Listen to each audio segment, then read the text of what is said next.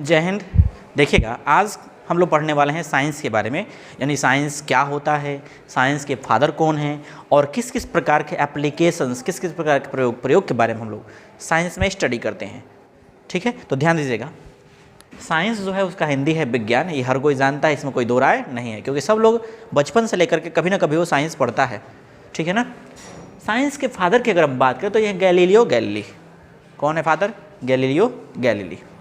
इन्होंने ही साइंस का खोज किया। इसकी उत्पत्ति की बात करें अगर हम साइंस की, तो साइंस की उत्पत्ति लैटिन वर्ड, कौन सा देश है जी? ये लैटिन, ठीक है ना, लैटिन वर्ड साइंटिया से हुआ है, जिसका मतलब होता है टू नो, यानी जानना या जानकारी प्राप्त करना।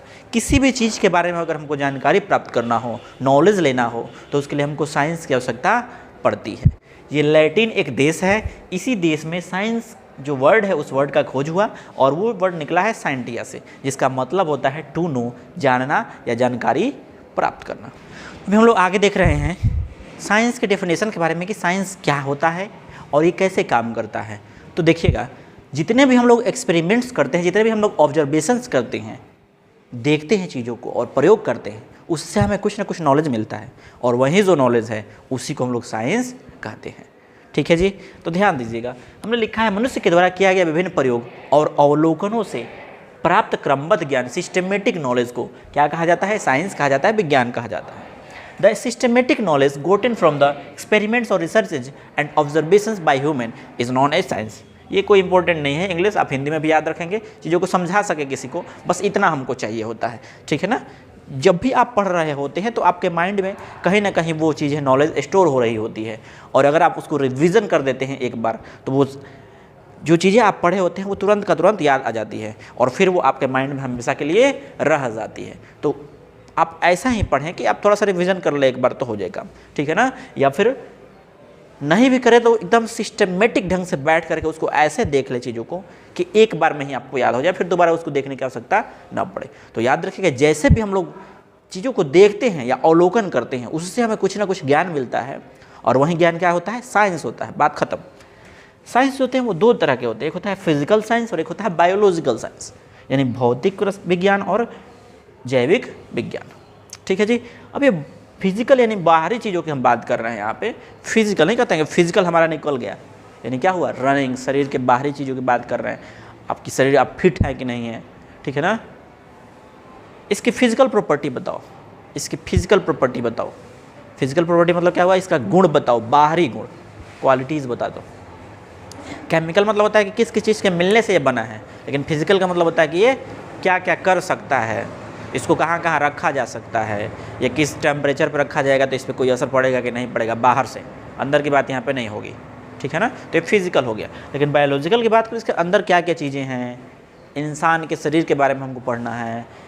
ठीक है ना। पेड़ पौधों के बारे में पढ़ना है, इंसेक्ट्स के बारे में जानना है, वो बायोलॉजिकल हो गया, वो जीवों के बारे में अध्ययन हो गया।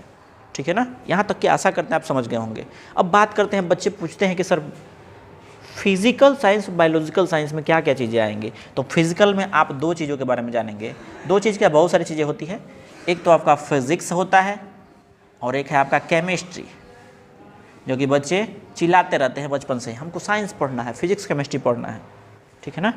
अभी फिजिक्स में ही बहुत सारी चीज़ें एक्सट्रीम लेवल पे जुड़ी हुई होती हैं, जिसमें आ जाता है आपका जियोलॉजिकल साइंस। ठीक है। उसके बाद से आपका एस्ट्रोनॉटिकल साइंस, ये सब फिजिक्स के अंतर्गत ही आता है। ठीक है ना। केमिस्ट्री में रिसर्चेज होते हैं। ठीक है ना। Organic chemistry, inorganic chemistry, physical chemistry, उसके बाद से मॉडर्न केमिस्ट्री, बहुत सारी चीज़ें इसमें भी इन्वॉल्व हैं। ठीक है ना। कैसे दवाइयाँ बनाई जाती है, कैसे कोई भी पदार्थ तैयार होता है। ठीक है ना। जैसे मान लीजिए कि इसके बारे में हम मार्कर के बारे में बात करें, तो ये किस किस चीज़ के मिलाने से बना हुआ है, इसमें क्या क्या चीज़ें लगी हुई हैं, इन सभी चीज़ों के बारे में अगर हमको पढ़ना है तो वो केमिस्ट्री है, वो फिजिकल साइंस के अंतर्गत ही आएगा।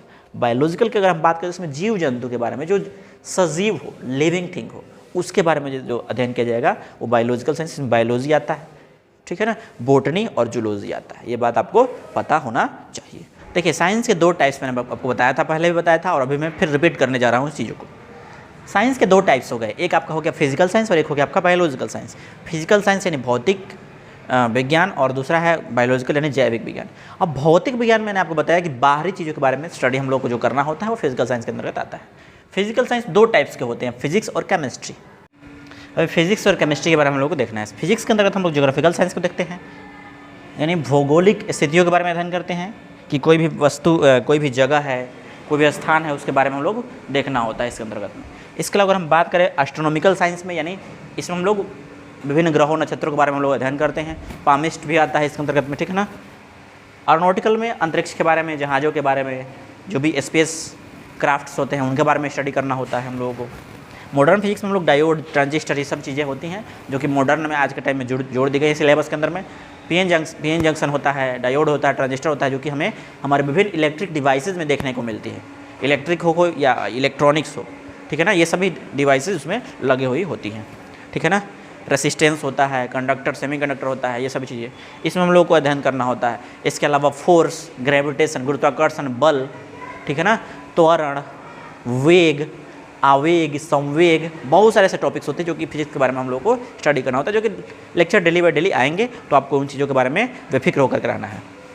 केमिस्ट्री में हम लोग क्या देखते हैं, पदार्थ कैसे मिलकर के बना है, क्या क्या चीज़ें उसमें लगे हुई हैं, उनके बारे में हम लोग को स्टडी करना होता है। Physical chemistry, organic chemistry, inorganic chemistry होते हैं इसके अंतर्गत में। फिजिकल केमिस्ट्री वह केमिस्ट्री होता है जिसमें हम लोग मतलब पदार्थ की मात्रा के बारे में अध्ययन करते हैं कि कितनी मात्रा मिला करके वो पदार्थ बना हुआ है, ठीक है ना। जैसे मान लीजिए कि इसको हम देखें तो इसमें क्या क्या मिल करके बना हुआ है, कितना मात्रा में कौन सा पदार्थ मिला हुआ, कार्बन कितना मात्रा में है, हाइड्रोजन कितना मात्रा में है, एल्युमिनियम कितना मात्रा में है, तब जा करके कोई पदार्थ बनता है। ऑर्गेनिक में कार्बन के बारे में अध्ययन किया जाता है, स्पेशली ये कार्बन जो है चतुष्फलकीय यानी 4 उसकी संयोजकता होती है, कौन कौन से पदार्थों से मिल सकता है कार्बन, वो सभी चीज़ों के बारे में हम लोग को इसमें देखना होता है।